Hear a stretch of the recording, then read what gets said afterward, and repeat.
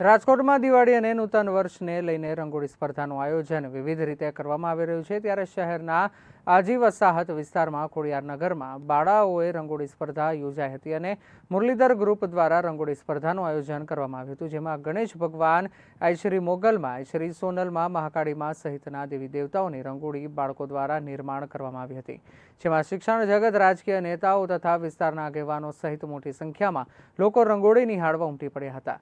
ત્યારે જનસેવા કાર્યાલયના સંચાલક નિલેશ હેરભા તરફથી બાળાઓને ઇનામ અને પ્રોત્સાહન આપવામાં આવ્યું હતું। દિવાળીનું પાવન પર્વ ચાલી રહ્યું છે। મુરલીધર યુવા ગ્રુપ દ્વારા અહીંયા ખોડિયારનગરમાં સરસ મજાના ગ્રુપ દ્વારા બાળાઓ દ્વારા રંગોળી સ્પર્ધા કરવામાં આવી છે। દરેક બાળાઓએ કોઈને કોઈ માતાજીથી માંડીને કૃષ્ણ ભગવાન હોય, ગાય હોય કે શિવ હોય કે સરસ મજાના ગણેશજી હોય એવી સરસ મૂર્તિઓ દોરીને એક આખી શેરીને શણગારી છે। હું બધી જ બાળાઓને ખૂબ ખૂબ અભિનંદન પાઠવું છું, શુભકામના પાઠવું છું દીપાવલીની આવનારા વર્ષની। અને સાથે સાથે યુવા ગ્રુપ દ્વારા દર વર્ષે અને કોઈને કોઈ ઉત્સવ નિમિત્તે એ જન્માષ્ટમી હોય કે નવરાત્રિ હોય કે દિવાળી હોય કંઈ ને કંઈ આ પ્રકારના કાર્યક્રમો કરીને આ યુવા ધનને અને દીકરીઓને બાળાઓને પ્રોત્સાહન આપે છે। એમને પણ ખૂબ ખૂબ અભિનંદન પાઠવું છું।